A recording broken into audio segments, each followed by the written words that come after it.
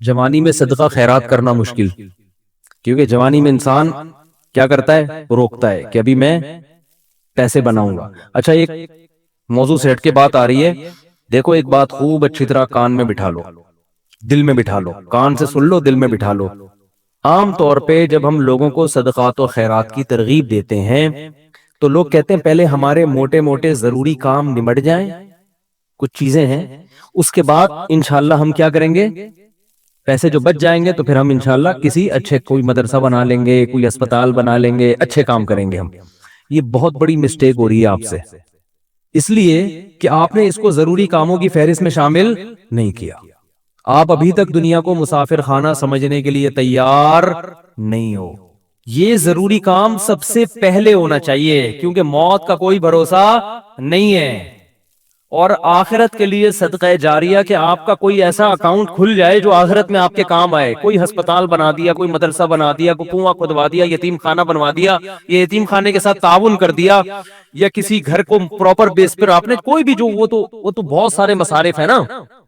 تو میں نے لاکھوں پتی لوگوں کو بھی دیکھا ہے کہ بھائی اللہ نے آپ نے ولیمے پہ 6 لاکھ روپے اڑا دیے، اور یار 8-10 لاکھ کا کوئی ادارہ بنا دو، یا کسی مدرسے میں کوئی ڈسپینسری بنا دو، یا کوئی اچھی فالتو نہ اڑاؤ جا کے کوئی بھی مانگ رہا پکڑا دیے۔ یہ بھی بہت بڑی مصیبت ہے لوگوں کے ساتھ۔ اب جیسے وہ عرب کا جو شیخ ہے نا، جو بھکاری اس کے ماں باپ کو دعائیں دے رہا تھا اور یہ پیسے دے رہا تھا، تو میں اس عرب کے پاس ہوتا، میں کہتا آپ صدقہ کریں مگر ایسے ہی نہیں کسی کو پکڑانا شروع کر دیں، کیونکہ اس سے جو مستحق ہوتے ہیں ان کا حق مارا جاتا ہے۔ آپ یہ دیکھیں کہ یہ واقعی مستحق بھی ہے یا نہیں ہے، ورنہ وہ کوئی بھی دعائیں دے کے پیسے نکالنا شروع کرے گا، نکالو ٹھیک ہے، اس کا جذبہ اچھا تھا، اللہ کرے اس کے ماں باپ کی مغفرت ہو گئی ہو، لیکن اصول جو شریعت نے بتایا ہے کہ پیسہ اللہ کی بہت بڑی نعمت ہے، اور نعمت کو ضائع کرنے کی اجازت نہیں ہے۔ بہت سوچ سمجھ کے آپ نے خرچ کرنا ہے کہ مخلوق کو فائدہ زیادہ سے زیادہ ہو۔ کم سے کم انویسٹمنٹ میں زیادہ سے زیادہ فائدہ کیسے ہو سکتا ہے، پھر اس میں زیادہ انویسٹمنٹ کرو۔ جیسے دنیا کے بزنس کا اصول ہے نا کہ انویسٹمنٹ کوشش ہو کم سے کم اور پروفٹ زیادہ سے زیادہ۔ ایسے تھوڑی کوئی بھی کاروبار کے لیے 1 کروڑ مانگ رہا ہے، آپ نے کہا پکڑا دیا، چل دیکھا جائے گا کتنا پروفٹ آ رہا ہے۔ تو بھائی جو دنیا کی تجارت کا اصول ہے وہی اصول آخرت کا۔ تو آخرت کا اصول یہ ہے کہ جو 2 چیزیں اس میں فوکس کرنی ہے، انسانیت کی خدمت زیادہ سے زیادہ کس کام میں ہے۔ بعض کام ایسے انسانیت کی خدمت بہت ہے مگر ان کے اثرات زیادہ عرصے نہیں رہتے، پھر بھی یہ کام کرنا ہے، کیونکہ اس میں خدمت کیا ہے؟ جیسے بھوکے کو کھانا کھلانا۔ اب ایک آدمی کے پاس کھانے کے پیسے نہیں، علاج کے پیسے نہیں، تو مر جائے گا بیچارہ، بھوک کی تکلیف کون برداشت کر سکتا ہے؟ تو بھوکے کو کھانا کھلانا یہ بظاہر صدقہ جاریہ تو نہیں ہے، کیونکہ یہ زیادہ ٹائم تک چلے گا نہیں نا، کھانا کھا لیا پیٹ بھر گیا بس ختم، لیکن یہ خدمت بہت بڑی ہے، تو اس کو بھی فوکس کرنا ہے۔ اور بعض چیزیں ایسی ہوتی ہیں کہ جس میں فوری طور پر خدمت تو بہت نہیں ہو رہی ہوتی، لیکن اس کا اثر آپ کے مرنے کے بعد بھی قائم، جیسے کنواں بنا دیا آپ نے۔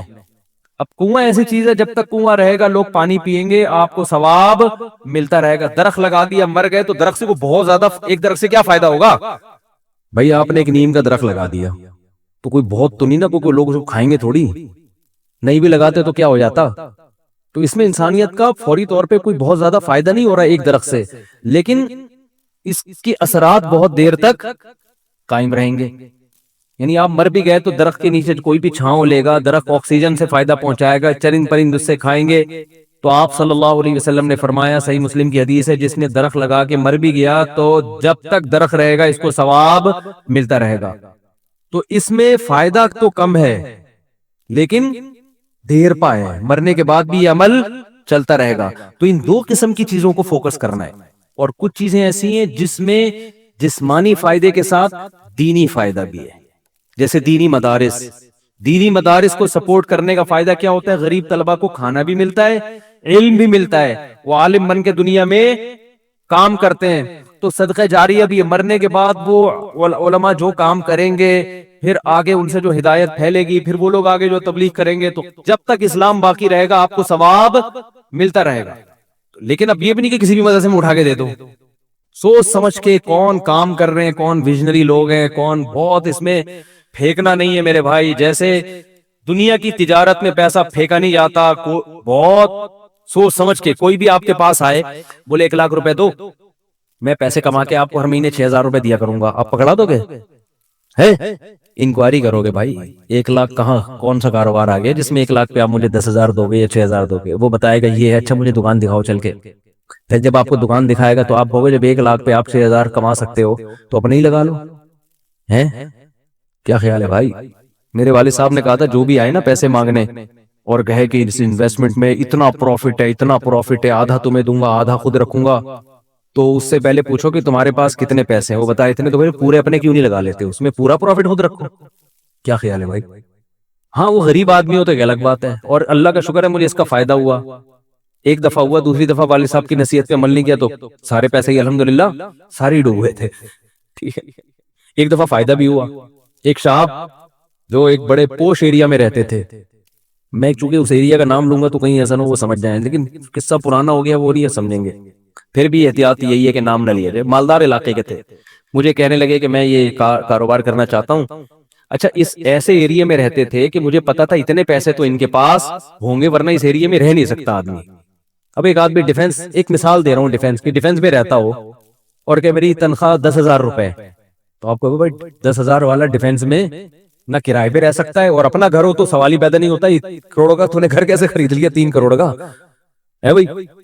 ہو سکتا ہے 4 کروڑ ہو، اسٹیٹ ایجنٹ والے مجھے پھر فون کریں گے آپ نے ڈیفنس کی ویلیو کیا کر دی ہے، بیان میں گرا دی ہے، تو میں مثال دے رہا ہوں، یا اب ہر بیان کو نا لوگ بڑے سینسیٹیو بن کے لے رہے ہوتے ہیں کہ آپ نے ڈیفنس میں 3 کروڑ بول دی ہے، ہمیں تو ویلیو، تو اب کیونکہ شہرت ہو گئی ہے نا تو ہر چیز کو بہت زیادہ لوگ سیریس ہو رہے ہیں، 25 کروڑ، ٹھیک ہے نا، 25 کروڑ کا، اب اس سے پھر لوگ پریشان ہوں گے یار ہم لے رہے تھے آپ نے قیمت بڑھا دی، تو بھائی یہ محض ایک مثال ہے، مجھے نہیں پتا ڈیفنس میں قیمتیں کیا چل رہی ہیں، تو کچھ بھی لگا لو قیمت، تو آپ نے کیا کیا، بات کیا چل رہی تھی، ہاں بندہ میرے پاس آیا، رہتا پوش ایریا میں، مالدار علاقے میں، مجھے کہنے لگا آپ مجھے پیسے دو میں یہ چیز خرید کے بیچوں گا، آدھا پروفٹ آپ کا آدھا میرا، تو مجھے ابا کی بات یاد آ گئی، میں نے کہا جو اتنے انویسٹمنٹ آپ مجھ سے کروا رہے ہو تو یہ چیز آپ خود خرید کے بیچ دو پورے پیسوں کی، پورا پروفٹ آپ کا، مجھے آدھا کیوں دے رہے ہو؟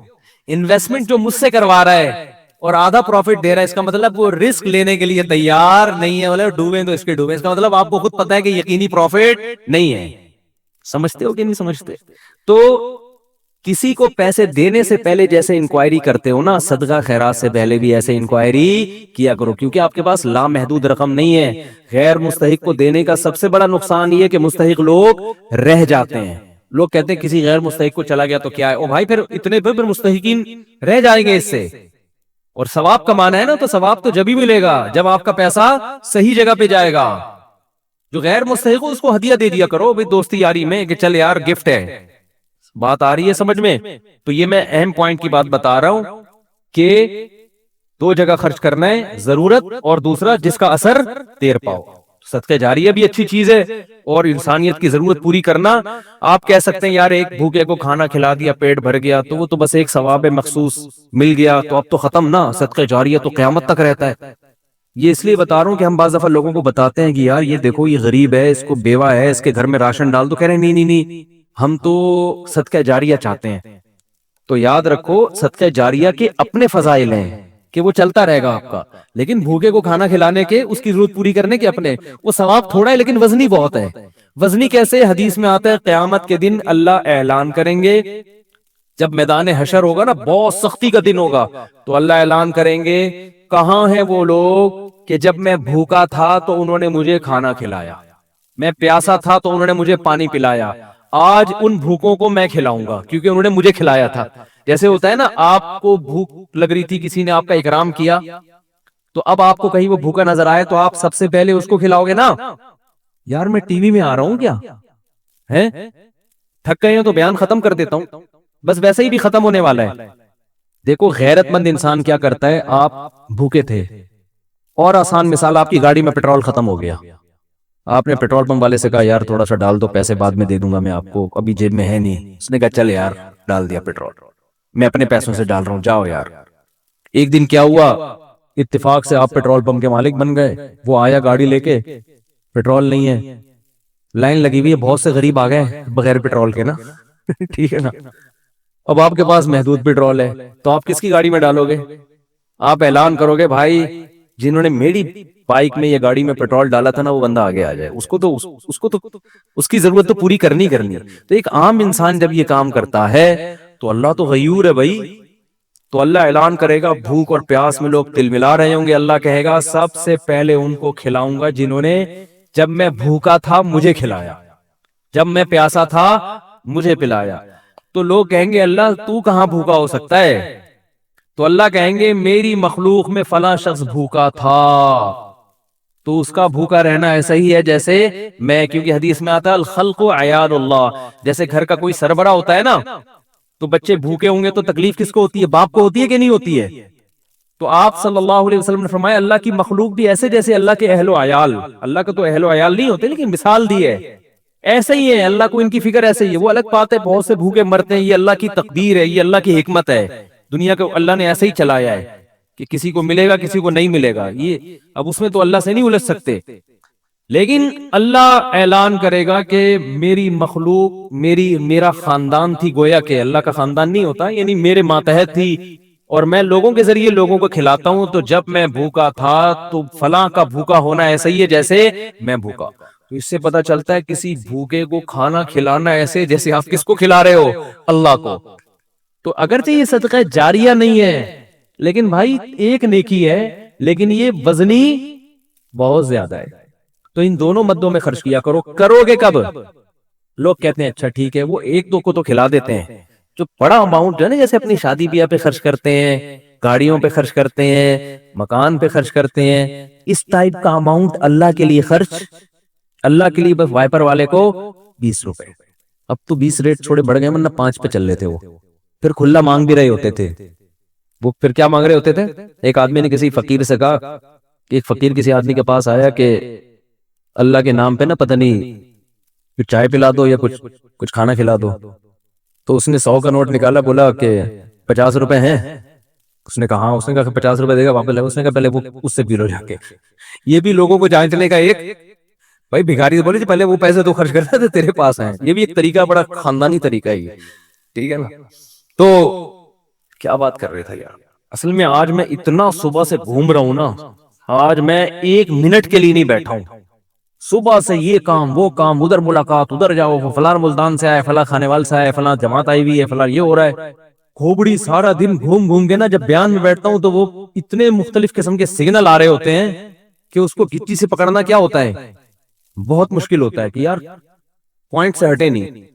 تو ہاں میں یہ عرض کر رہا تھا، جلدی سے بات سمیٹ کے ختم کرتا ہوں، کہ لوگ یہ کہتے ہیں کہ پہلے موٹے موٹے کاموں سے فارغ ہو جائیں، یہ بھی، اس کے بعد جب بچا کے بڑھاپے میں بالکل اینڈ میں جا کے اتنے پیسے کسی مدرسے کو دے دیں گے۔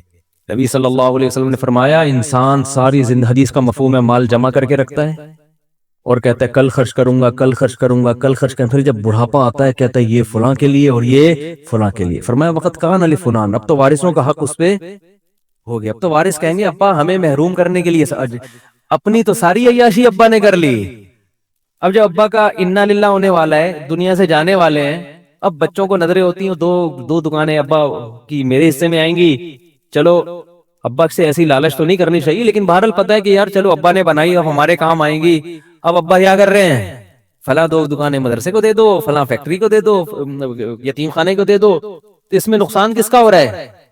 کیونکہ اب تو ابا کو ضرورت نہیں ہے، تو نہ کرنے سے یہ بھی پھر بھی بہتر ہے، 1/3 کے اندر کہ بچوں کو نقصان نہ ہو۔ اگر بچوں کو نقصان ہو رہا ہے پھر تو یہ بالکل صحیح نہیں ہے۔ حدیث میں آتا ہے کہ آخر عمر میں نا اس طرح سے صدقہ کر دینا کہ بچے دوسروں کے محتاج بن جائیں، آپ صلی اللہ علیہ وسلم نے اس کی اجازت نہیں دی ہے۔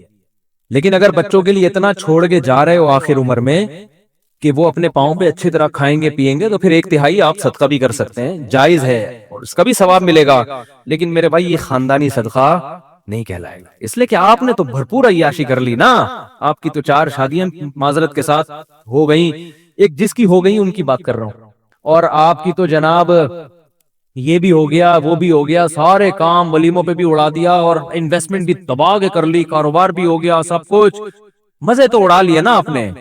تو یہ نبی کی نظر میں افضل صدقہ نہیں ہے، افضل صدقہ یہ ہے، آپ صلی اللہ علیہ وسلم سے صحابی نے پوچھا یا رسول اللہ سب سے بہترین صدقہ کون سا ہے؟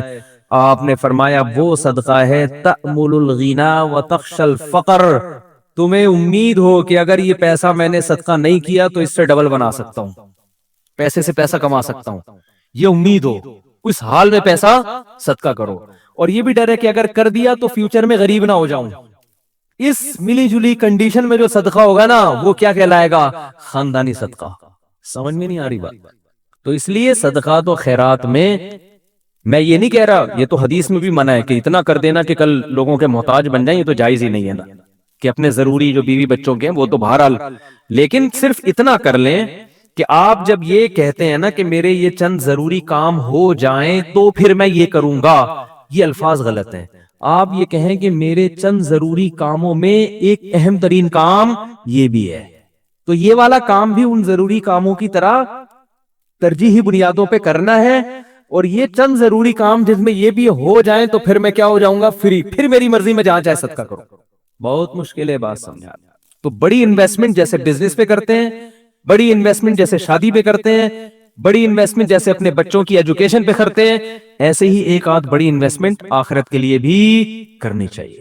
سمجھا پا رہا ہوں اپنی بات؟ لیکن وہ خاندانی انویسٹمنٹ ہو، مرے تو پتہ چلے کہ یار ایک ہسپتال ہے چل رہا ہے بھائی غریبوں کے لیے۔ سمجھتے ہو یا نہیں سمجھتے ہو؟ دیکھو گورے بھی بڑی بڑی انویسٹمنٹ کرتے ہیں لیکن ان کا کوئی بچوں کا ان پہ ٹینشن نہیں ہوتی نا، نہ بیوہ کا خیال ہے ان کو، نہ بچوں کا خیال ہے۔ آپ کے لیے صدقہ کرو گے ثواب ملے گا، کیونکہ آپ تو پوری فوج چھوڑ کے جا رہے ہو اگر میرے بیان سنتے ہو۔ کیا خیال ہے؟ ٹھیک ہے نا، پوری فوج ہے آپ کی، تو دونوں۔ اور پھر عجیب بات ہے، آپ نے اس نیت سے نہیں کرنا کہ ریٹرن ملے گا، اسی نیت سے کرنا ہے کہ میں نے جو خرچ کیا وہ گیا، ختم، بس دنیا میں نیکی کر دریا میں ڈال۔ لیکن ویسے میں ایک جنرل نالج کے لیے بتا رہا ہوں کہ اللہ ڈبل کر کے دیتا ہے واپس، بلکہ اور بڑھاتا ہے، پھر دیتے جاؤ گے بڑھاتا جائے گا، دیتے جاؤ گے۔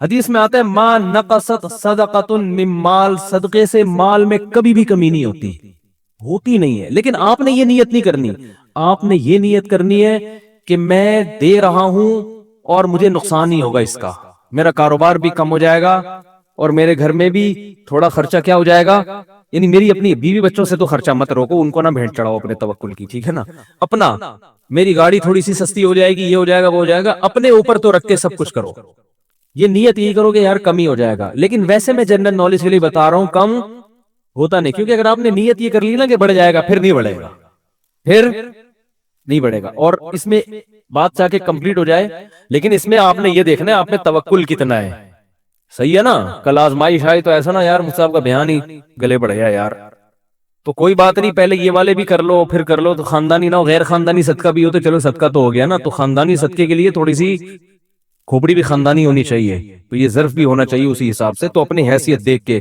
لیکن میرا مقصد صرف یہ ہے کہ یار کچھ تو انویسٹمنٹ آخرت کے لیے بھی جوانی میں جب آپ کو ضرورت ہے، بڑھاپے کے لیے نہ رکھو، بڑھاپے میں اللہ اور توفیق دے دے گا۔ اور صدقہ ایسی چیز ہے جس کو ایک دفعہ عادت پڑتی ہے نا پھر ہاتھ رکتا نہیں ہے اس کا۔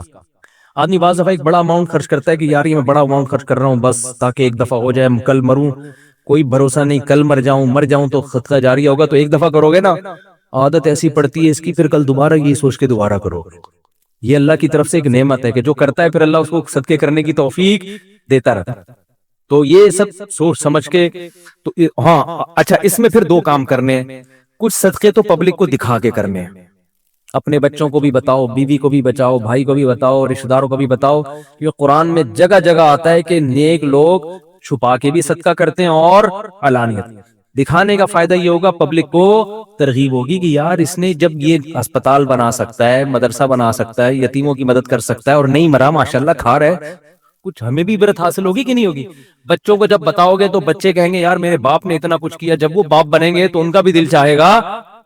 تبھی میں لوگوں سے کہتا ہوں اپنی بہنوں پہ خرچ کیا کرو لفافے میں، اور بچوں کو بتاؤ دیکھو میں نے پھپھو کو تمہاری اتنے پیسے دیے، شو مارنے کے لیے نہیں، تاکہ وہ بھی آپ کی بہنوں، آپ کی بیٹیوں پہ، جب آپ اپنی بہنوں پہ اپنی اولاد کے سامنے خرچ کرو گے تو آپ کا بیٹے کو خیال ہوگا کہ یار مجھے بھی جب میری ارننگ آئے گی تو مجھے بھی اپنی بہنوں کا خیال کرنا ہے، ہماری یہ پرمپرا ہے، ہمارے خاندان میں مرد عورتوں کا خیال کرتے ہیں۔ آپ کیا کرتے ہو؟ کبھی ایک دھیلا بچے نے نہیں دیکھا کہ آپ کی جیب سے اس کی پھپھو کے لیے نکل رہا ہو، نصیحتیں آپ کی صبح شام ماشاءاللہ ہول سیل کے حساب سے چلتی رہتی، بچے کو سمجھاتے رہتے ہو، غریبوں کا خیال کیا کرو، بوڑھے ماں باپ کا خیال کیا کرو. بچے کو پتا ہے فری پھوکٹ کی نصیحتوں کے علاوہ ابا کے پاس کوئی کام نہیں، فری پھوکٹ کی نصیحت. جب آئیں گے گھر میں ٹارزن بن کے، کہتے تو نہیں ہے لیکن دل میں یہی ہوتا ہے، یہ کر لو، یوں نماز کی نہیں پڑھتا، یہ کیوں نہیں کرتا، یوں کی نہیں، ویڈیو گیم کھیلتا رہتا، پٹاخ تھپڑ لگایا، یہ کر رہا ہے وہ کر رہا ہے. بچے کو پتا ہے ابا کے پاس فری پھوکٹ کی نصیحتوں کے علاوہ، وہ ہمارا فلاں ماموں بیمار تھے، ابا نے ایک ڈھیلا نہیں نکالا جیب سے. امی کی طبیعت خراب ہوتی ہے تو ابا کے پاس ہسپتال لے جانے کا ٹائم نہیں ہے. نصیحتیں جتنی مرضی کروا لو، نصیحتیں بھی کریں لیکن نصیحت سے زیادہ عمل. بات آ رہی ہے سمجھ میں؟ ایک صاحب تھے، وہ نا بہت زیادہ صدقہ کرتے تھے، امریکہ میں ہیں وہ. میں نے ان سے پوچھا، میں نے کہا یار آپ ہر مہینے کچھ نہ کچھ کرتے رہتے ہو اتنی، اور وہ ایسی قوم سے تھے جو کنجوسی میں مشہور ہے. میں نے ان سے پوچھا آپ کی قوم کیا ہے؟ میرا خیال تھا کوئی سید ہاشمی قریشی ہوں گے، کوئی وہاں کے مکہ مدینہ کے اتنے سخی. تو انہوں نے کہا یار ہم وہ قوم کا نام لیا جو کنجوسی میں جس پہ لطیفے بنے ہوئے ہیں. میں نے کہا اس قوم کے ہو کے آپ اتنے ماشاءاللہ؟ تو انہوں نے کہا یار میرے باپ کو ہم نے بہت صدقہ کرتے ہوئے دیکھا ہے، تو بس ہم نے ابا سے سیکھی، ہماری یہ بلڈ میں یہ چیز شامل ہو گئی ہے، نہیں کرے تو ہمیں سکون نہیں ملتا. میں نے کہا یار بڑے خاندانی ہو. میں نے کہا یار کبھی آپ کو دکھاؤں گا بھائی اس قوم پہ لطیفے بنانا چھوڑ دو. قوموں پہ لطیفے ہیں نا، ایک قوم بڑی کنجوس مشہور ہے، ان کے ہاں جب بچہ پیدا ہوا نا تو سب آئے مبارکبادی کے لیے، سارے جمع ہو گئے. تو بچہ کہتا ہے سارے یہاں جمع ہو گئے، دکان پہ کون بیٹھا ہوا ہے؟ تم سب یہاں آ گئے مبارکباد دینے کمبختو. یعنی اتنی اللہ نے اس بچے کو قوت گویائی عطا فرمائی.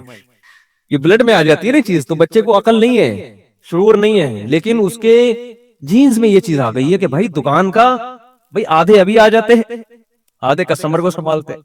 یہ لطیفہ ہے، کوئی سچا واقعہ نہیں ہے یہ، لیکن ایسی فرضی لطیفہ ہے سمجھانے کے لیے کہ کچھ اتنا کر کے جاؤ کہ بچے پیدا ہو کے نا یہ بول رہے ہوں کہ ہم مبارکبادی میں 5 روپے تمہاری جیب سے نہیں نکلے. سخاوت کی ترغیب دیں وہ. تو خیر کچھ چھپا کے کچھ دکھاؤ، اور کچھ کیا کرو ایسا چھپاؤ کہ وہ حدیث میں آتا ہے دائیں سے دو بائیں کو پتہ نہ، بھول جاؤ نیکی کر کے دریا میں ڈالنا جسے کہتے ہیں. خود بھی بھول جاؤ کہ میں نے کوئی نیک کام، کوئی صدقہ کیا، کسی غریب کو کھلایا بھی ہے کہ نہیں کھلایا. جیسے عرب لوگ کرتے ہیں نا، آتے ہیں بیٹھ جائیں بھائی، بیان ختم ہو جائے پھر کرنا سوال، ٹھیک ہے؟ بیان ختم ہو جائے. تو جیسے عربوں میں ہے نا کہ دائیں ہاتھ سے دیتے ہیں، ایسے بعض فقیروں کو یوں کرتے ہیں جیب میں ڈال دیتے ہیں، یوں کر کے نکل جاتے ہیں. اس فقیر کا سامنا بھی نہیں کرتے کہ کہیں یہ نہ دیکھ لے، اور پھر یہ جب ملے گا تو جھک کے ملے گا. یہ بھی نہ ہوگا، ایسا دو کہ کسی کو بھی پتا نہ ہو، جس کو حدیث میں کہتے ہیں لا تعلم شمالہ ما تنفق یمینہ، دائیں ہاتھ جو خرچ کر رہا ہے بائیں کو بھی پتا نہ چلے. اس سے پتا چلتا ہے دیتے ہوئے کون سا ہاتھ استعمال کرنا چاہیے، دائیں. لیفٹ ہینڈ سے لین دین کرنا یہ شریعت میں پسندیدہ نہیں ہے. میری تو عادت ہے کوئی دکاندار بائیں ہاتھ سے پیسے پکڑاتا، میں کہتا ہوں بھائی کیوں نحوست ڈال رہا ہے اس کے اندر، اس کو ہاتھ چینج کر کے سیدھے ہاتھ سے دے دے. مجبوری ہو تو ایک الگ بات ہے، آپ ڈرائیونگ کر رہے ہیں تو پھر اب یہ تو نہیں کہ وہ جو ہے نا ایک ہاتھ سے گیئر پکڑا ہوا ہے ہاتھ چھوڑ کے جی تو گڈھے میں گر گئی گاڑی. تو مجبوری میں لیفٹ ہینڈ استعمال کیا جائے گا. مجبوری میں الٹے ہاتھ سے کھانے کی بھی اجازت ہے مجبوری میں، لیکن نارملی ڈرائیونگ میں آپ الٹے ہاتھ سے، مجبوری ہوتی ہے بعض دفعہ بعض لوگ رائٹ ہینڈ سے صحیح اسٹیئرنگ پہ قابو رکھتے ہیں، لیکن نارملی نہ دائیں بائیں سے لیفٹ ہینڈ سے کھانا چاہیے، نہ لین دین کرنا چاہیے. سمجھتے ہو؟ دیکھو جو ایتھیسٹ ہوتے ہیں نا ان کی بہت ساری وجوہات ہوتی ہیں، جو خدا کے منکر ہوتے ہیں. ایک وجہ تو کوئی ٹینشن ہوتی ہے، وہ وجہ دلیل نہیں ہوتی. ان کے لیے دنیا میں مشکلات اور غم بہت آ رہے ہوتے ہیں، وہ دعائیں قبول نہیں ہو رہی ہوتی، تو کہتے خدا ہوتا تو میری مشکلات حل کرتا. وہ اس بیس پہ خدا کا انکار. ایسے بھی بہت سے لوگ ہیں دنیا میں. ایک جرمن سے خاتون آئی، ملحد تھی، ایتھیسٹ تھی، ہمارے دوست میں لانے کے لیے لے کر آئے. کمال کی بات ہے اس کو دوپٹہ پہنا دیا انگریز عورت کو. مفتی صاحب سے ملنے جا رہی ہے، دوپٹہ پہنا، بڑی تمیز سے نا دوپٹے پہن کے. انگریز عورتیں دوپٹے میں عجیب سی لگ رہی ہے، لگ رہا تو مذاق کر رہی ہیں ہمارے ساتھ، کیونکہ ان کے دوپٹے 100 سال پہلے اتر چکے ہیں. اب دوپٹہ لگتا ہے کہ عجیب سے ہی لگ رہا ہوتا ہے ان کے اوپر. خیر وہ دوپٹے میں آئی، اللہ اس کو جزائے خیر دے.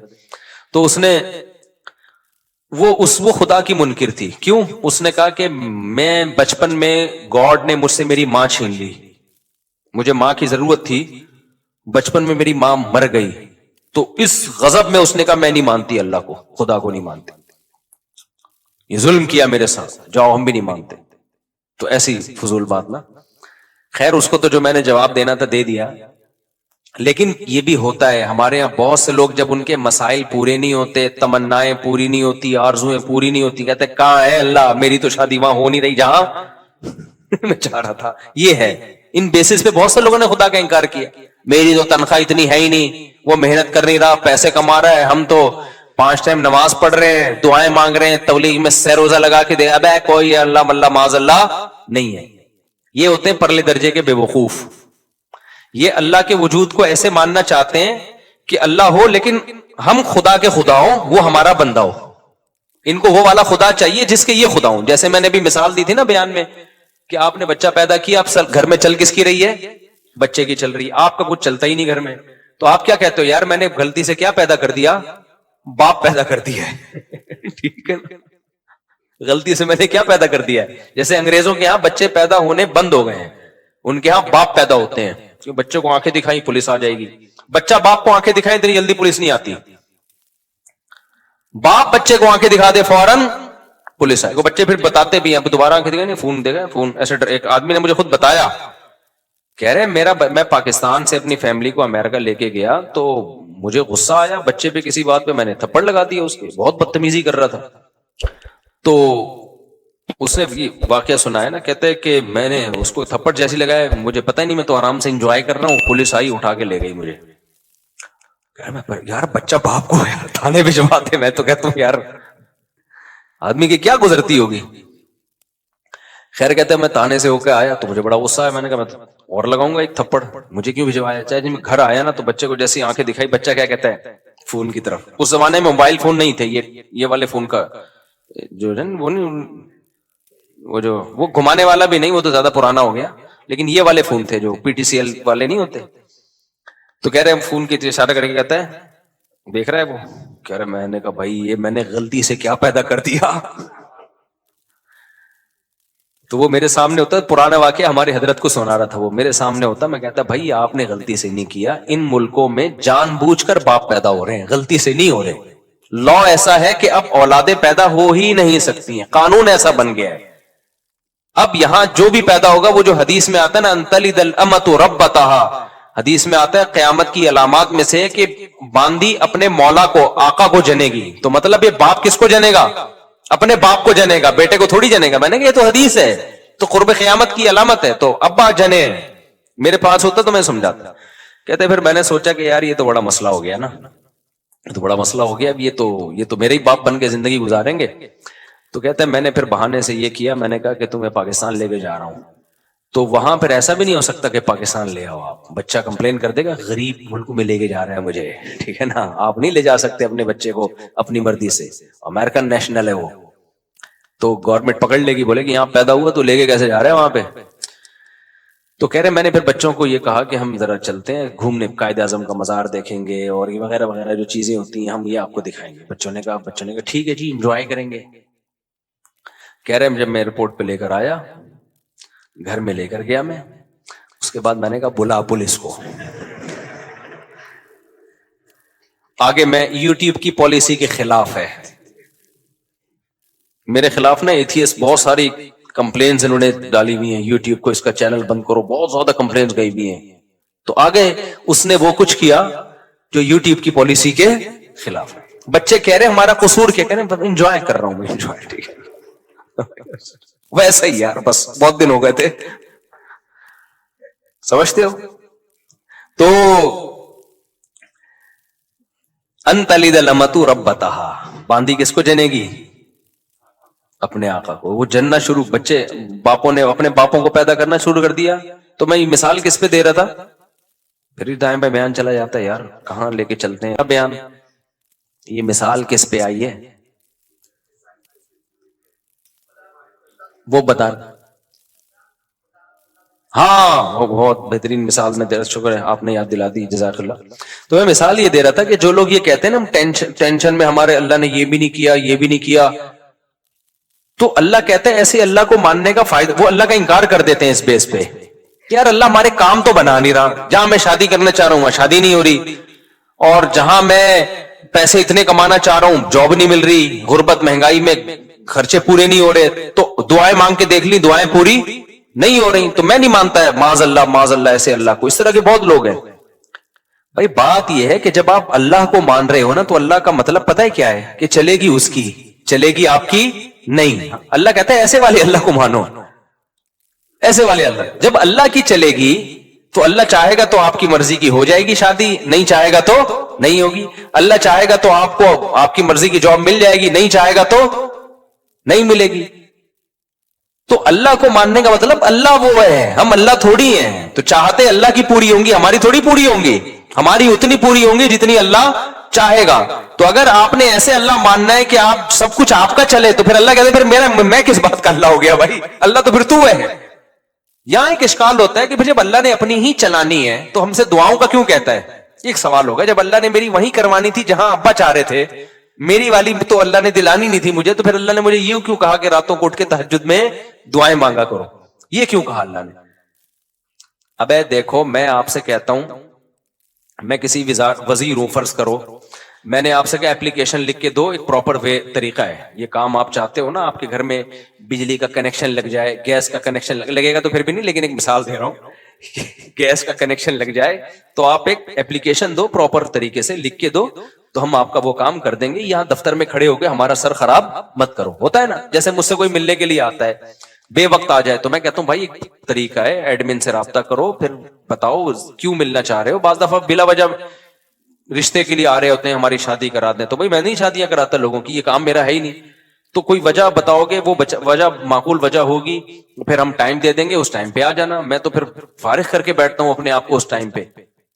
تو لیکن آپ اس ٹائم پہ بھی آ گئے، پھر بھی میں نہیں مل رہا تو آپ کو غصہ آئے گا نا. پھر ہمیں یہ لمبا چوڑا پروسیس بولو بتایا کیوں تھا بھائی؟ پہلے عثمان سے رابطہ کرو، پھر کوئی مفتی صاحب کی ڈائری میں دیکھیں گے سلاٹ خالی ہے تو اس کو دے دو، یہ سارا کر کے بھی آئے تو جب مفتی صاحب ہے ہی نہیں. آج میں نے ظہر میں کسی کو نکاح کا ٹائم دیا تھا، ظہر میں جامع رشید میں مجھے ضروری کام تھا اور مجھے کام کی وجہ سے میں نہیں آ سکتا تھا، لیکن چونکہ میں نے ٹائم دیا تھا صرف ایک 5 منٹ کا اس کا نکاح پڑھانے کے لیے میں اتنا لمبا سفر کر کے آیا اور نکاح پڑھا کے واپس گیا. میرا 1 گھنٹہ لگا.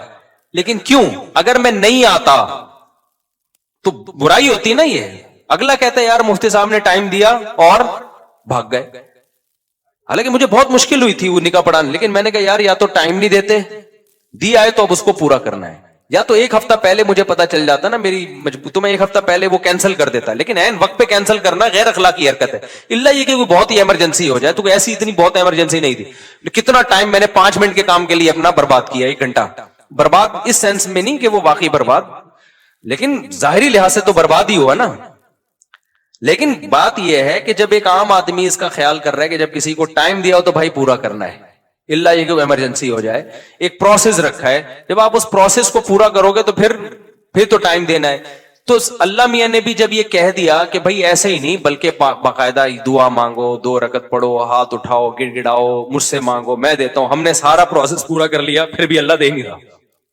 اس کی کہیں اور ہو گئی، اس کے بچے ہم کو ماموں کہہ رہے ہیں. پھر آدمی کو غصہ آتا ہے. یار یہ ایتھیسٹ لوگ بہت سے یہی کہتے ہیں کہ پھر بولا کیوں تھا دعائیں مانگو؟ جب گورنمنٹ ہمیں کہتی ہے اپلیکیشن لکھ کے دو اور جب تمہارا نمبر آئے گا تو اس اپلیکیشن پہ غور ہوگا تو ہم یہ تمہارا نلکا لگوا دیں گے. جب گورنمنٹ نلکا نہیں لگاتی ہم گورنمنٹ پہ لعنتیں بھیج رہے ہوتے ہیں. یار ہمارے گٹر کے ڈھکن کی 50 درخواستیں ہم نے جمع کرا دی ہیں، گٹر کا ڈھکن نہیں لگ رہا، کرپٹ حکومت ہے، یہ ہے وہ ہے. تو یہی ہوتا ہے، پھر ہم حکومت کا انکار کر دیتے ہیں، بغاوت پہ آتے ہیں. تو ہم اللہ میاں بھی ہمیں کہا کہ ادعونی استجب لکم، دعائیں مانگو میں تمہاری دعاؤں کو سنوں گا، تمہاری پکار کا جواب دوں گا. سب جوتے کا تسمہ بھی مانگنا ہو وہ بھی ٹوٹ جائے تو مجھ سے مانگو. تو اللہ جوتے کے تسمے مجھ سے مانگو اور ہم جناب تجھ سے ضروری چیزیں مانگ رہے ہیں. روٹی تو ضروری ہے، روزگار ضروری ہے، اور غریبوں کو کتنی گالیاں آج کل فیس بک پہ پڑ رہی ہیں. تو اللہ یہ تو اب یہ تو ہم نے سے روزہ بھی لگا لی، حج کر کے دعائیں مانگ لی، بیت اللہ کے غلاف کو پکڑ کے جتنا ایکسٹریم لیول پہ ہم جا سکتے تھے نا چلے گئے. عمرے پہ گئے، وہاں ہم نے بیت اللہ کے غلاف کو پکڑ کے دعائیں مانگی، مگر پھر بھی ہمیں ماموں کے علاوہ کوئی لفظ نہیں ملا. بہت سے لوگ اس چکر میں ایتھیسٹ ہوتے ہیں کہ یار یہ کوئی خدا ودا معاذ اللہ نہیں ہے، ہوتا تو کچھ تو ترس آتا نا ہمارے اوپر. تو یہ ایک اشکال ہوتا ہے. پہلا جواب تو میں نے دیا، پہلا جو جواب ہے نا کہ آپ اللہ کو اللہ نہیں مان رہے، آپ اللہ کے اللہ بننے کی کوشش کر رہے ہو. اس اشکال کا جواب تو ہو گیا. لیکن دوسرا اشکال ہوتا ہے یہ اللہ ہی کے کہنے پہ تو ہم کر رہے ہیں. تو خوب سمجھ لو, اللہ نے جو کہا ہے نا کہ مجھ سے دعائیں مانگو تو میں تمہاری حاجات کو پورا کروں گا, تو دنیا میں تو جب ہم کسی کو کہتے ہیں نا کہ میں حاجات کو پورا کروں گا, تو ایمان بالغیب والا معاملہ نہیں ہوتا. نہ سامنے والے پر لازم ہے کہ ہم پر ایمان لے کر آئے, لہذا ہم اس کی حاجت پورا نہ کریں تو قابل ملامت ہیں. لیکن اللہ کا جہاں تک معاملہ ہے, اللہ حاجات پوری کرتا ہے, لیکن اللہ نے یہ کہا ہے کہ میں اس طریقے سے کروں گا جیسے میری سمجھ میں آئے گا, تمہاری رائے کے مطابق نہیں کروں گا. اس لیے کہ میں نے اپنے آپ کو غیب کے پردوں میں رکھنا ہے.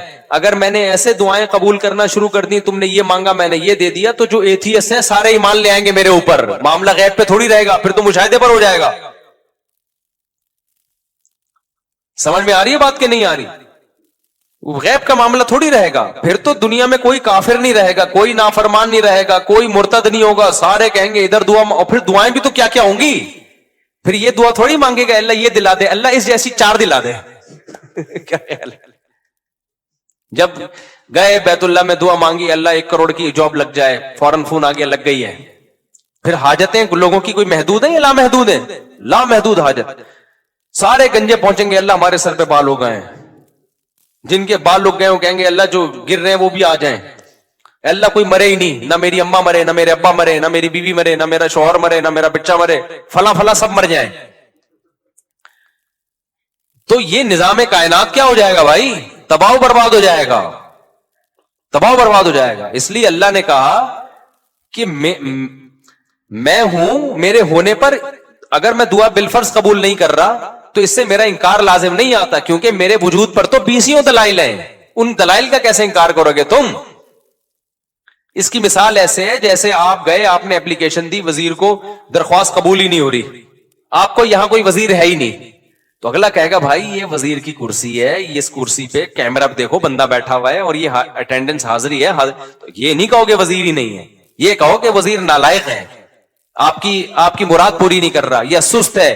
اور اگر نالائق بھی نہیں ہے, سست بھی نہیں ہے, پھر یقیناً کوئی حکمت ہے. تو وزیر کے بارے میں تو ہم پاکستان کے وزیر کے بارے میں نہیں کہیں گے کہ کوئی حکمت کی وجہ سے کام نہیں کر رہا, وہاں تو رپورٹ کلیئر ہے, کر ہی نہیں رہا, وہ تو آج تک کسی کے پیسے لیے بغیر کام کیا ہی نہیں اس نے. اللہ پہ نہ رشوت کا الزام لگ سکتا ہے, نہ اللہ پہ یہ الزام لگ سکتا ہے کہ معاذ اللہ وہ بندوں کے کام کر کر کے تھک گیا ہے. تو اللہ کے بارے میں یہی کہا جائے گا اگر اس نے دعا قبول نہیں کی ہے تو بھائی وہ ہمارا کام ہے فائل جمع کرا دینا, اور وہ اس طرح سے نہیں کر رہا, کسی اور طرح سے, وہ اپنے بندوں کو لاوارث نہیں چھوڑتا. ہاں اس نے ایک حکمت کے تحت ایک طریقہ رکھا ہوا ہے کہ ایسے میں ہر ایک کو ظاہری طور پہ دینا شروع کر دوں تو یہ خدا بن جائیں گے, میں کیا بن جاؤں گا؟ بندہ بن جاؤں گا. تو ان کو میرے اوپر ایمان کا مطلب یہ کہ مجھے اللہ مانے اور مجھے اپنا خیر خواہ مانے.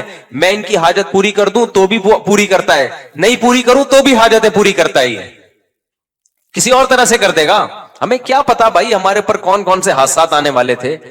آپ نے دعا مانگی اللہ روزگار دلا دے, روزگار دلا دے, اللہ نے روزگار نہیں دلایا لیکن کوئی بڑی آفت سے آپ کو بچا لیا.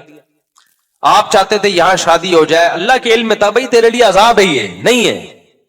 بہت سے لوگ, ایک آدمی آئے نا اپنی معشوقہ کے بارے میں بہت دعائیں مانگتا تھا, مجھ سے بھی اس نے کہا نہیں ہوئی شادی, تو میں نے کہا یار اسی میں بہتری ہوگی. کہہ رہے اللہ یہ بھی تو کر سکتا تھا, اسی کو بہتر بنا دیتا میرے لیے. یعنی اللہ کو یہ سمجھایا جا رہا ہے, مسلمان تو یہ سوچ کے صبر کرتا ہے یار مجھے لگ رہا تھا یہ میرے لیے بہتر ہے, لیکن جب اللہ نے نہیں ہونے دی تو اس کا مطلب یہ میرے لیے بہتر نہیں تھی, کیونکہ اللہ میرا خیر خواہ ہے, اللہ میرا دشمن نہیں. لیکن اگلا پتہ ہے کیا کہتا ہے, یار اللہ کو یہ بھی تو طاقت ہے نا کہ اسی کو میرے حق میں بہتر بنا کے یہی دلا بھی دیتا اور اسی کو ٹھیک بھی کر دیتا. تو اس کا مطلب کیا ہوا کہ آپ سارا وہ چاہتے ہو جو آپ چاہتے ہو, تو بہتر یہی ہے کہ عرش پہ آپ خود جا کے بیٹھ جاؤ. ہم نے اپنے آپ کو اللہ کا تابع بنانا ہے. تو پیغمبروں کی سیرت سے بھی پتہ چلتا ہے 2 قسم کے لوگ ہیں, ایک نافرمان اور ایک فرما بردار. نافرمان لوگوں کو جب پریشانی آتی ہیں اللہ کو برا بھلا کہتے ہیں, تبھی تو قرآن نے مثالیں دی ہیں. فرعون پہ بھی پریشانی آئی نا, موسیٰ علیہ السلام جب آئے نا تو فرعون کو ٹینشنیں شروع ہو گئیں, ایک دفعہ بھی اللہ کا نام نہیں لیا فرعون نے, بلکہ اور بغاوت میں بڑھتا چلا گیا. کہنے لگا کہ جب سے موسیٰ آیا ہے نا معاذ اللہ, اس کی وجہ سے ہمارے ملک میں بدامنی شروع ہو گئی ہے, قحط آنا شروع ہو گیا ہے. لیکن پریشانیاں یعقوب علیہ السلام پر بھی آئیں, بچپن میں بچہ غائب, रोते रहे कि इन्नमा अश्कू बसी व हुज़्नी इलल्लाह, भाई मैं अल्लाह को अपना गम बताता हूँ। आलमु मिनल्लाहि मा ला तालमून, अल्लाह के बारे में वो कुछ जानता हूं जो तुम नहीं जानते, तो मुझे यकीन है अल्लाह की इसमें कोई खैर ख्वाही होगी। क्यों? वो समझते थे कि भाई मैं, और याकूब अलैहिस्सलाम के बारे में आसमानी किताबों में लिखा है कि इतनी दुआएं मांगते थे कि उनके घुटनों पे, पेशानियों पे मोटे मोटे निशान पड़ गए थे। जिंदगी भर इतनी दुआएं मांगी, एक दफा भी मायूस नहीं हुए कि यार मैं तो मांगता रहता हूं, उधर अल्लाह ने बच्चा मिलाया ही नहीं मुझसे, और मेरी तो एक बच्चा अभी गुम हुआ है, दुआएं मांग रहे हैं, तड़प रहे हैं, आंखों की बिनाई चली गई, दूसरा भी गुम हो गया। तो कुरान ये वाकयात क्यों बताता है? क्या माज अल्लाह अपनी बुराइयां कर रहा है? सूरह यूसुफ में जब लोग कहते हैं ना एथियस लोग, कि हमने अल्लाह से मांगा और हमें तो कुछ नहीं मिला, तो कुरान तो कह रहा है कि याकूब अलैहिस्सलाम का बच्चा गुम गया था, उन्होंने अल्लाह से सारी जिंदगी मांगा, मिला क्या? दूसरा भी गुम गया। ठीक है ना? तो ये तो अल्लाह गोया माज अल्लाह अपनी बुराइयां कर रहा है। ना ना ना ना, अल्लाह अपनी तारीफें कर रहा है कि मैं बाज दफा नवाजता ऐसे हूं, आजमाइशों में डाल डाल के देखता हूं कौन सब्र से काम लेता है। तभी तो जब यूसुफ अलैहिस्सलातु वस्सलाम को अपना अल्लाह ने वालिद से मिलाया, मिस्र का बादशाह बना के, तो फौरन याकूब अलैहिस्सलाम ने कहा, मैंने कहा नहीं था आलमु मिनल्लाहि मा ला तालमून, मैं अल्लाह के बारे में वो कुछ जानता हूं जो तुम नहीं जानते। तो इसलिए ये टेंशनों की बेस पे खुदा का इंकार करना, इससे अल्लाह पे तो कोई असर नहीं पड़ता भाई, आपकी टेंशनें कम होने के बजाय बढ़ जाती हैं। तो इस बेस पे जो खुदा का इंकार करते हैं ना, टेंशनों की बेस पे, उनका अंजाम खुदकुशी होता है। और जो ऐसे मौके पे सब्र से काम लेते हैं, भाई अल्लाह है, हमारी मुराद पूरी करे तो भी है, नहीं पूरी करे तो भी है। एक बुजुर्ग का वाकया है, किताबों में लिखा है, मुझे इसकी सनद की तहकीक नहीं है, बाज वाकयात साबित नहीं होते, उनमें सच का भी इम्कान होता है, झूठ का भी, लेकिन उनसे जो मजमून साबित होता है वो बिल्कुल ठीक होता है। तो कहते हैं एक बुजुर्ग हज पे जाते थे, हज करते आवाज आती कि भाई हज कबूल नहीं हुआ। अगले साल फिर हज पे चले जाते, फिर आवाज आती हज कबूल नहीं हुआ। तो कई साल ऐसे ही होता रहा, कबूल नहीं हुआ, कबूल नहीं हुआ। तो किसी ने उनसे पूछा कि हजरत आपको हर साल हज के बाद आवाज आती है गैब से कि कबूल नहीं हुआ, तो फिर आप करते क्यों हैं? कहते हैं भाई मेरे बस में तो यही है। ठीक है ना, मेरे बस में क्या है? अब मैं तकब्बुर में आ जाऊं, बोलूं कबूल अल्लाह, जा तू नहीं कर रहा तो जाओ, हम भी नहीं कर रहे। दुनिया में इंसानों के साथ तो ऐसा हो सकता है भाई, मैं 3 दफा आप किसी बंदे को मनाएंगे, मेरा उज़र कबूल कर ले, फिर भी नहीं करेगा, बोलेगा भाड़ में जा यार, तुझे मनाने के अलावा भी तो और बहुत सारे गम है ना। इंसानों के साथ ऐसा किया जा सकता है, अल्लाह के साथ ऐसा नहीं। अल्लाह को झुकने वाले लोग पसंद है भाई, गम में दिया तो गम में तसल्ली रखो, खुशियां दी तो खुशी में इतराओ नहीं, किसका शुक्र अदा करो? मेरा शुक्र अदा करो। तो अल्लाह को ऐसे लोग पसंद है। कुरान में अल्लाह ऐसे ही लोगों की तारीफें करता है। 2 तरह के लोग बताता है, गम में पागल हो गए और गम में सब्र किया, उन्होंने शुक्र किया तो अल्लाह ने उनके गमों को भी दूर कर देता है अल्लाह ताला, वरना उसी गम में सब्र की तौफीक दे देता है। तो वो बुजुर्ग हर दफा हज कर रहे हैं, आवाज आ रही है कबूल नहीं, कबूल नहीं, कबूल नहीं। लोगों ने कहा फिर क्या फायदा? उन्होंने कहा भाई हम तो इसके अलावा, हम तो बंदे हैं यार, हम तो करते रहेंगे। तो जब उन्होंने ये अल्फाज कहे ना, तो कहते हैं गैब से आवाज आई कि ये वाला भी कबूल है और इससे पहले जितने किए वो भी कबूल है। तो अल्लाह ये लफ्ज सुनना चाह रहे थे। तभी जिन लोगों का नमाज में दिल नहीं लगता ना, कहते हैं नमाज में एक्चुअली मजा ही नहीं आ रहा, पंखे ही गिन रहे होते हैं, टेंशन इतनी ऐसी, नमाज का क्या करना है? भाई दफा करो यार, अल्लाह ने कहा वुजू करके मेरे सामने खड़ा होकर नमाज पढ़ लो बस, ठीक है ना। हम इससे ज्यादा कुछ कर नहीं सकते, तो हम तो झुके रहेंगे अल्लाह के सामने, और कोई हमारे पास ऑप्शन ही नहीं है। तो कभी अल्लाह हाजत पूरी कर देगा। खुदा की कसम, जिसको दुआ का फलसफा समझ में आ जाए ना, तो वो एथियस्ट जो दुआ कबूल ना होने से खुदा का इनकार कर रहा है, अगर उसे दुआ का फलसफा समझ में आ जाए तो दुआ से ज्यादा लजीज इबादत फिर कोई नहीं है। क्योंकि इसमें पता है कि यार अल्लाह को मांगने वाले को देता है अल्लाह, देगा कैसे, ये उसकी मर्जी, तो वो मांगता ही रहता है। वो कहता है भाई कबूल नहीं हो रही तो और ज्यादा मजा आता है मांगने में, कबूल होना शुरू हो जाए तो फिर तो आदमी कहता है कि यार ये क्या है, ये तो गैब पर ईमान थोड़ी रहा, नहीं हो रही, फिर जो मांगता है तो उससे अल्लाह को मोहब्बत होती है। इसलिए हजरत उमर का कौल याद रखो। हजरत उमर फरमाते हैं, मैं जब दुआएं मांगता हूं तो मुझे इसकी फिक्र नहीं होती कबूल हो रही है कि नहीं हो रही, मुझे इसकी ज्यादा फिक्र होती है दुआएं मांगने की तौफीक मिल रही है कि नहीं मिल रही है। क्योंकि अल्लाह के से मांग रहे हो ना, अगर इसका मतलब अल्लाह के वजूद पर भी ईमान है, اس پر بھی ایمان ہے کہ حاجتیں وہی پوری کرتا ہے, اس پر بھی ایمان ہے کہ اس کے بغیر کچھ ہو نہیں سکتا. تو یہ بڑی کوالٹی ہے بھائی, باقی کچھ ملے نہ ملے اس کا مطلب آپ کامیاب ہو, چاہے ناکامی کے نقشے نظر آ رہے ہو, کیونکہ انجام تو اصل تو اینڈ کا اعتبار ہے کہ انجام کیسا ہوتا ہے آپ کا. آپ ساری زندگی خوشیوں میں رہے اور آخر میں پھانسی کے پھندے پہ لٹکنا ہے, کیا فائدہ ایسی خوشیوں کا. ساری زندگی جیل میں آخر میں رہائی ہے, تو اینڈ کے لحاظ سے آپ کیا ہیں, کامیاب ہے. تو بے شک یعقوب علیہ السلام کی ساری زندگی غموں میں گزری, اینڈ کیا ہوا, انجام اچھا ہوا. اور ساری زندگی خوشیوں میں گزرے, انجام پھانسی کے پھندے پہ لٹک کے خودکشی کر کے مر گئے, تو کیا فائدہ بھائی ایسے.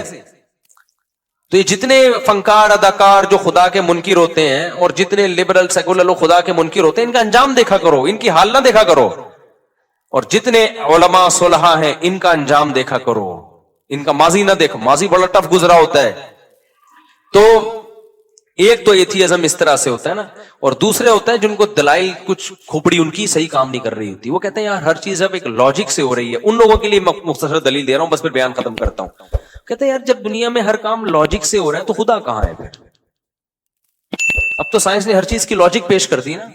کیا خیال ہے بھائی, یہ زمین میں پہلے لوگ کہتے تھے یار گھٹلی زمین میں جاتی ہے یوں ہوتا ہے, فرشتے آ کے کچھ یوں کر رہے ہوں گے, کچھ دیو ہے, کچھ بھگوان ٹائپ کی چیزیں.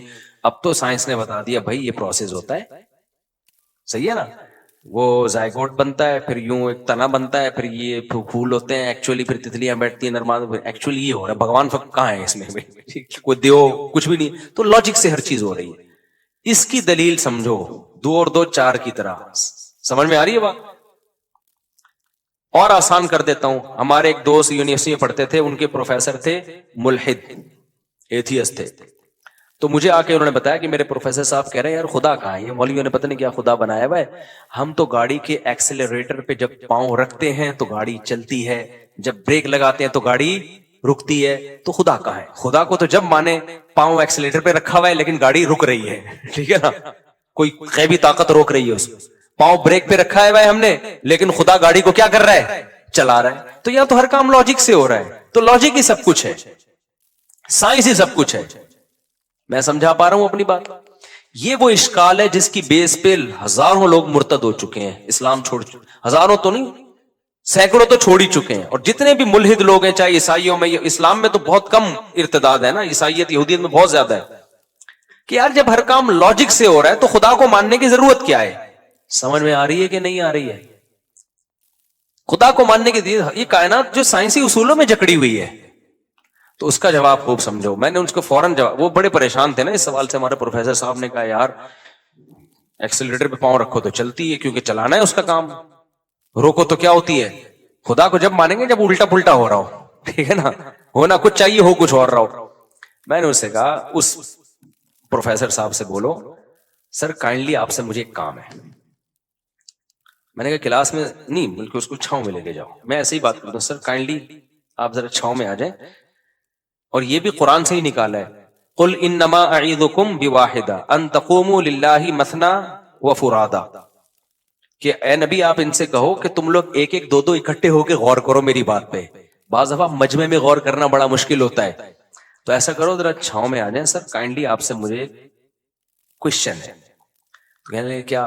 میں نے کہا اپنے ٹیچر سے چھاؤں میں لے جا کے نا ٹھنڈا کرنا, ایک دم افراتفری میں نہیں. بعض دلائل آپ پھینک دو گے نا جلد بازی میں تو ایسے جیسے پھینک دیا آپ نے, سامنے والا سیریس نہیں لیتا. میں نے کہا تمیز سے سائڈ پہ لے جا کے سر سے ایک بات کریں. سر آپ یہ بتائیں کہ گاڑی میں چینجنگ چینجر کے بغیر نہیں ہو رہی, لاجک ہے, یہ لاجک کی بات ہے نا. جب تک گاڑی رکی ہوئی ہے تو چلے گی جب تک چلانے کے لیے کوئی قوت استعمال نہ ہو ہے. جب رکنا ایک کنڈیشن ہے, یہ کنڈیشن چینج ہوتی ہے, گاڑی رکنا ایک کنڈیشن ہے نا, دوسری کنڈیشن کیا ہے, چلنا, حرکت میں آنا, گاڑی کا موو ہونا. تو گاڑی میں موومنٹ پیدا نہیں ہوتی جب تک کوئی موور نہ ہو, اور گاڑی چل رہی ہو ایک کنڈیشن ہے, رکے گی نہیں جب تک کوئی اسٹاپر نہ ہو. کیا خیال ہے؟ تو چینجنگ کے بغیر جس چیز میں چینجنگ نہیں ہو سکتی تو کریٹنگ ہو سکتی ہے آٹومیٹیکلی خود بخود.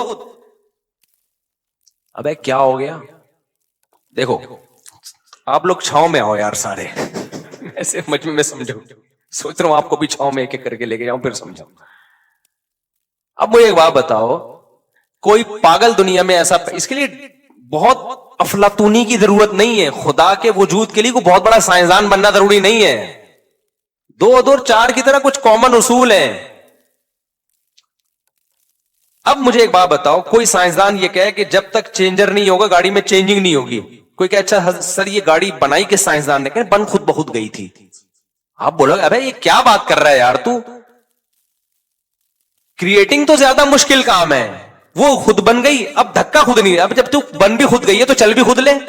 وہ عمر شریف کا لطیفہ اکثر مجھے یاد آتا ہے, کسی نے کلپ, ہم نے بچپن میں یہ دیکھا تھا تو اب کسی نے کلپ بھیجا تھا نا, تو وہ بچپن میں نا وہ عمر شریف کے شو دیکھتے تھے, پھر بعد میں ہم نے تو ٹی وی سے توبہ ہی کر لی تھی, اس میں پھر بے حیائی پھیلنا بہت زیادہ آنا شروع ہو گئی تھی.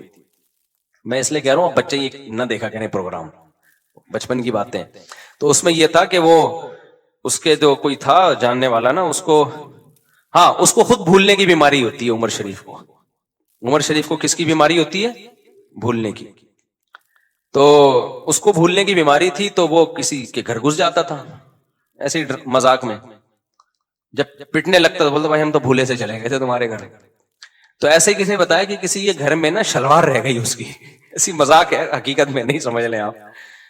تو وہ ایک شخص شلوار لے کر آ رہا ہے, اس سے عمر شریف سے کہہ رہا ہے یہ شلوار کیا کہہ رہی ہے, یعنی پیغام دے رہی ہے نا کہ تو میرے گھر میں آیا اور کپڑے چھوڑ کے چلا گیا, اس کا مطلب یہ کوئی غلط میسج دے رہی, بتا یہ شلوار کیا کہہ رہی ہے, یہ پاجامہ کیا کہہ رہا ہے. وہ بتا رہا ہے بھائی میں نہیں ہوں, یہ غلطی سے پتہ نہیں کس کا پاجامہ ہے, مجھے کیا پتا, میں تو بھولنے کی بیماری. کہہ رہے نہیں یہ پاجامہ کیا کہہ رہا ہے, کہہ رہے جب سب کچھ پاجامے سے ہی پوچھ لینا پھر کیا کہہ رہا ہے, جب یہ بتا سکتا ہے تو پھر یہ کس سے پوچھ لے, تو پاجامے سے ہی پوچھ لے, وہ تجھے بتا دے گا کیا کہہ رہا ہے.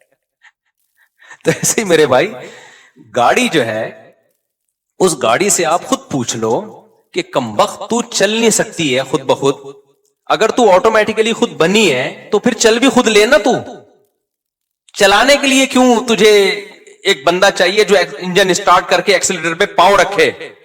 یہ عجیب بات ہے, بنی خود بخود ہے, چلانے کے لیے بندے آئیں گے تو چل بھی خود لے, تو چلانے کے لیے کیا ضرورت ہے؟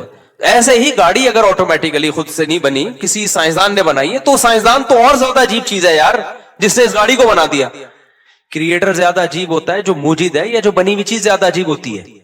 اچھا مجھے ایک اور, مجھے بتاؤ یہ موبائل جس سائنسدان نے بنایا, آپ کو جب یہ سائنسدان آ جائے نا جس نے یہ بنایا, وہ تو بہت سارے سائنسدانوں نے مل کے بنایا, فرض کرو کسی ایک نے بنایا, تو آپ اس موبائل کی زیادہ ویلیو دو گے, سائنٹسٹ کو زیادہ ویلیو دو گے؟ سائنٹسٹ کو زیادہ ویلیو دو گے یار, یہ جو یہ بنا سکتے اور پتہ نہیں کیا کیا بنا لے یار. یہ تو گاڑی سے زیادہ ویلیو تو اس سائنسدان کی ہے جس نے گاڑی کو ایجاد کیا, تو وہ تو اور زیادہ پیچیدہ چیز ہے بھائی. کمال کی بات ہے وہ سائنسدان ایوالو ہو کے آٹومیٹیکلی اگ کے کھڑا ہو گیا وہ, اور جو وہ چیزیں بنا رہا ہے وہ اس کریٹر کے بغیر, موجد کے بغیر بن نہیں سکتی. تو اس سے پتا چلتا ہے کہ بھائی یہ کائنات میں, ہم تو سائنس کے اس اصول کو مانتے ہیں, ان لاجیکل کام کائنات میں کچھ بھی نہیں ہے. تو ہم کہتے ہیں ان لاجیکل یہ نہیں ہے کہ کائنات کا کوئی خالق ہے, ان لاجیکل یہ کہ یہ کائنات خود بخود بنی ہے. نہیں ہے بات, میرا خیال ہے یہ کہنا کہ آٹومیٹیکلی خود بخود بن گئی, یہ ان لاجیکل بات ہے, کیونکہ کائنات میں ان لاجیکل کام نہیں ہوتا. تو یہ ان لاجیکل کیسے ہو گیا کہ جو کائنات حرکت نہیں کر سکتی تو وہ خود بن کیسے سکتی ہے؟ نیوٹن نے کہا تھا نا جو چیز حرکت میں ہمیشہ حرکت میں رہے گی جب تک کوئی اس کو روکے گا نہیں, جو رکی بھی ہمیشہ رکی رہے گی جب تک کوئی چلائے گا نہیں. نیوٹن اگر ہوتا تو میں چھاؤں میں لے جاتا اس کو. میں کہتا سر ایک چیز آپ کہنا بھول گئے ہیں کہ یہ کائنات اگر نہیں ہے تو جب تک کوئی ہو, جو چینجر کے بغیر نیوٹن کے قانون کا لا کا حاصل یہ ہے کہ چینجر کے بغیر چینجنگ ممکن نہیں ہے. میں کہتا سر ایک جملہ اپنے لا میں اور بڑھا دیں کہ جب چینجر کے بغیر چینجنگ نہیں ہے تو کائنڈلی ایک اور سائنس کا لا آپ بڑھا دیں تاکہ یہ ہمارے یونیورسٹیوں کے لوگ جو اللہ رسول کو نہیں مانتے, آپ کو بہت مانتے ہیں, وہ ایک جملہ بڑھا دیں کہ کریٹر کے بغیر کریٹنگ بھی نہیں ہو سکتی. تو نیوٹن نے نہیں بڑھایا کیونکہ مذہب نیوٹن کا ٹاپک نہیں تھا, لیکن قرآن نے بڑھایا ہے بار بار کہ جس کائنات میں چینجر کے بغیر چینجنگ نہیں ہو سکتی, کریٹر کے بغیر کریٹنگ کا عمل کیسے ہو گیا؟ صاف پتہ چلتا ہے, اسی لا سے پتہ چلتا ہے کہ بھئی نیوٹن کا یہ آدھا لا پڑھایا جا رہا ہے, کیونکہ آگے پڑھا دیں گے نا تو پتہ ہے نتیجہ کیا نکلے گا, کیونکہ جب کریٹر کے بغیر کریٹنگ نہیں ہو سکتی تو پھر بہت سارے مسائل کھڑے ہو جائیں گے ساری دنیا کے لیے. وہ یہ کہ پھر کریٹر ہے کون.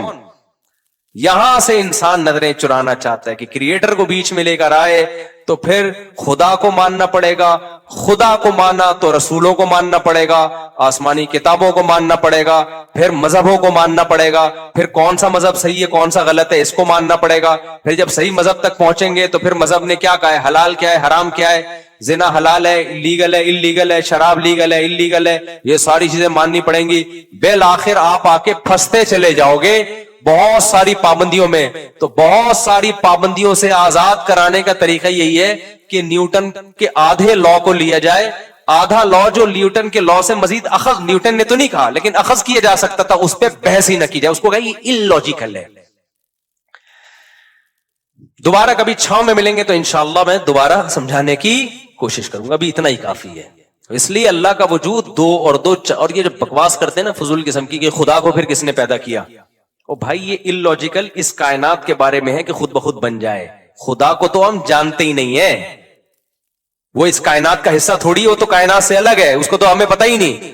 کمال کی بات ہے اس خدا کو ہمیشہ سے ماننے کے لیے تیار نہیں ہے, کہہ رہے ہیں عقل میں نہیں آ رہا, اور اس کائنات کو ہمیشہ سے ماننے کے لیے تیار ہیں جو عقل میں آ رہی ہے. وہ تو اور زیادہ بے عقلی کی بات ہے کہ یہ کائنات ہمیشہ سے ہو. سمجھتا نہیں ہے نا بات کو, جب نہیں پڑے گا رات کو تو نہیں سمجھے گا بات کو.